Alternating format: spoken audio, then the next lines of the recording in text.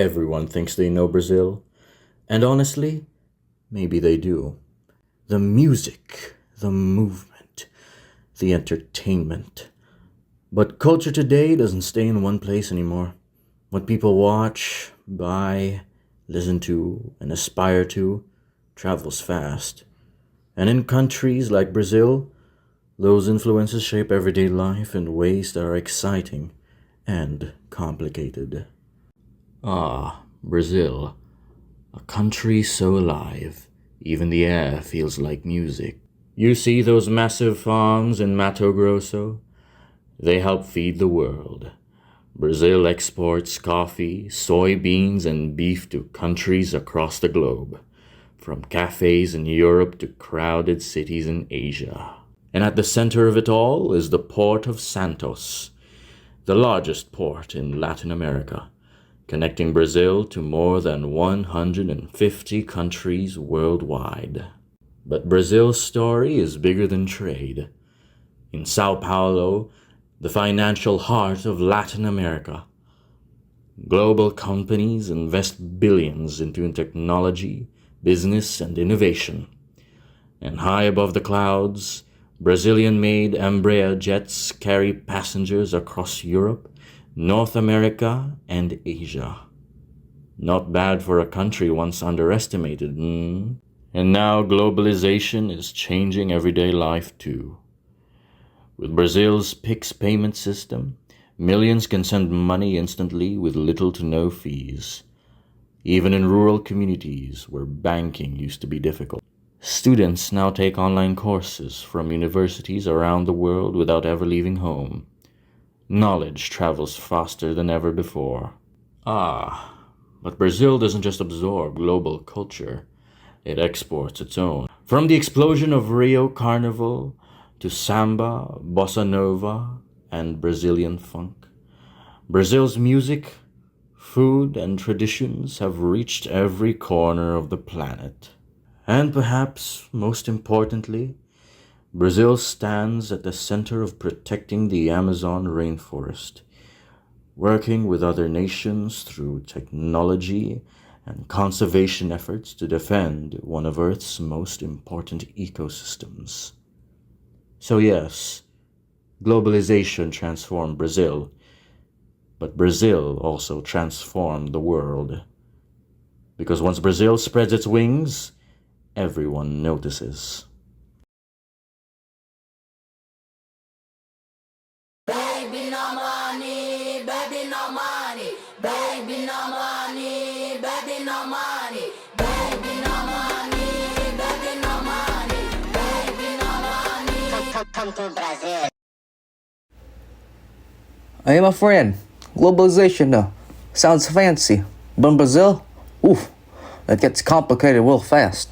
See, the whole world wants what Brazil has. Beef, soybeans, timber, minerals. Everybody wants a piece. And because of that, huge parts of the Amazon rainforest get cleared for farms, mining, and big business.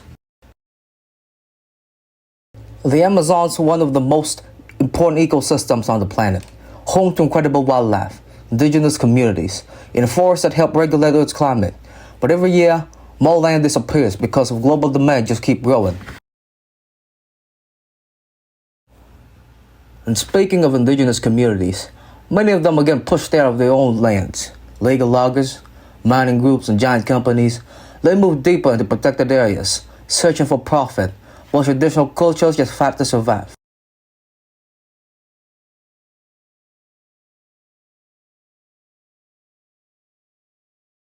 But not everybody gets invited to the party.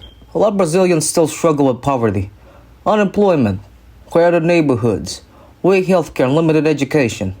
And as more people move into cities looking for work, traffic and pollution and overcrowded favelas keep growing too. And here's the scary part, my amigo. Brazil depends a lot on global trade. So when prices for soybeans, oil, and minerals suddenly drop, boom, the economy takes a hit. Jobs disappear, inflation rises, and life gets harder fast. That's the thing about globalization. It can bring growth, technology, and opportunity, but it can also create pressure, inequality, and sacrifice. Because in Brazil, the world doesn't just bring opportunity, it brings consequences too.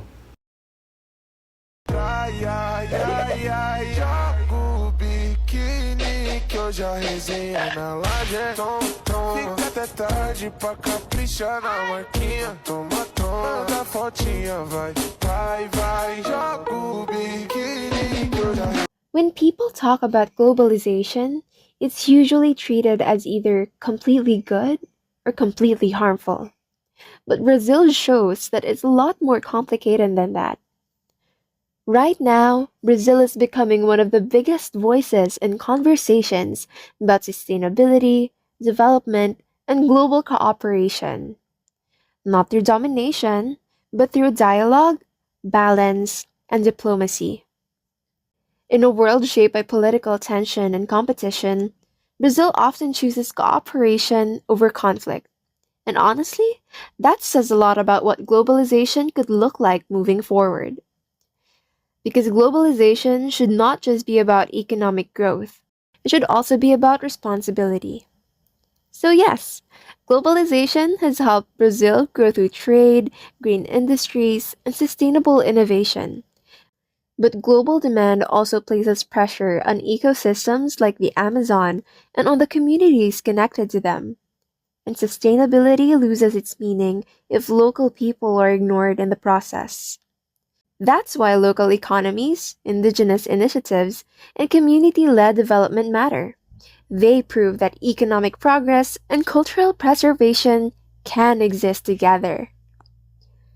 Because real progress is not just about becoming more connected, it's about building systems that are ethical, sustainable, and human. Systems where development protects identity instead of replacing it. And maybe that's the kind of globalization worth advocating for. So, Brazil shows us that globalization comes with both benefits and challenges. It boosted the economy, improved knowledge, and connected Brazil to the global market. However, it also brought serious issues like deforestation, inequality, and threats to the indigenous communities. In the end, globalization isn't just about growth. It's about making progress sustainable, inclusive, and responsible for everyone.